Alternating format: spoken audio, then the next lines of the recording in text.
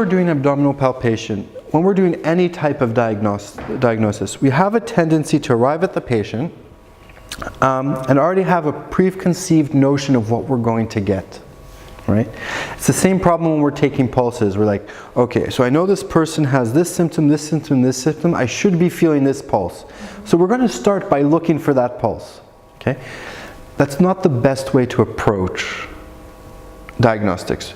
We've gotten our whole case history. We have an idea. Let's leave that idea behind us and be in the moment just to understand what the abdomen's telling us, and then we'll put it together. But if we already have an idea, we might influence a little bit of what we're doing. So it's a good idea just to almost forget everything you've done when you're doing it, do it, and then go back and mix it. Same thing when you're doing pulse diagnosis, same thing when you're doing tongue diagnosis. You want to really be observant to what's happening. Okay? Now, the abdominal palpation we're doing is very, let's say, it's simplified, okay? I'm not expecting you to be able to feel all the differences in the abdomen. This isn't a hara diagnosis like in shiatsu or in the toyohari where they're just going to palpate like this and feel all the little, okay? What we're going to be using is we're going to be using the patient's sensations as our guide, because it's his body or her body. So one of the things that you should know is that a good abdomen, I can push all the way down and almost touch the spine and shouldn't cause any pain. Okay? Right? If you've ever seen the shiatsu specialists, they sometimes go in with the knee like this, like with the elbow all the way down. That shouldn't cause any pain in the abdomen. Okay? We're not going to do that, don't worry. Okay? So just so you have this idea of what we're looking at. So the first thing we're going to do is we have the patient in front of us. We ask them for us to have access to their abdomen. Okay? So the first thing I'm going to do is I'm going to just put my hand on the lower burner, on the upper burner, the middle burner, and the upper burner. What I'm looking for at the beginning is just to see if there is any differences in temperature. Knowing that the lower burner is the placement of Ming Men, this should be the warmest. Then we have a big digestive situation here, so this should be the second warmest, and this should be the coolest. Okay, relatively. Okay, if I have extreme differences, if I feel this is really hot and this is really cold, that already tells me that there might be some sort of dysfunction in temperature between the two burners.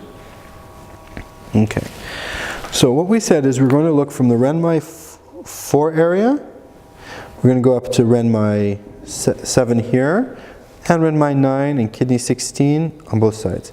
This area is going to be my kidney area, okay? So I start here. Now, what we want to do is we want to have pressure. We're going to go down, okay? Don't worry, or I don't want to say don't worry. Don't be timid in doing this. We're going to go down until we feel some resistance, okay? If we don't feel any resistance, we go down until we feel it's the right place, and we just come back. Was that sensitive? A little bit. A little bit. Then we go to the next one. A bit more. A bit more. Yeah, more tender. Okay. Now, as soon as I felt that there was a bit of resistance, that's when I come back up. I'm only using my middle finger, okay? So even though my fingers are like this, it's only this one. And I'm going straight down, coming straight up. Okay? So with him, we had this was sensitive and this was sensitive. Okay? Now we're going to look at the next section. So the next section here is going to be from Renmai to about Renmai 14, 13, about here. Okay? So we're going to go down. Is that still water? So this one is going to be half water, half earth. If it's sensitive and only this one, I have to think about it. But let's see. Is it sensitive? I don't have to worry about it, right?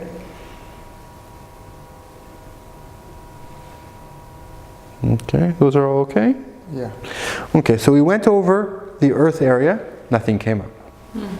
So then we're going to have Renmai 14, 15, and 16. So just under the solar plexus. So any of those sensitive? Yeah, this one. Okay, so we have one sensitive here. And then we check Renmai 17. It's okay.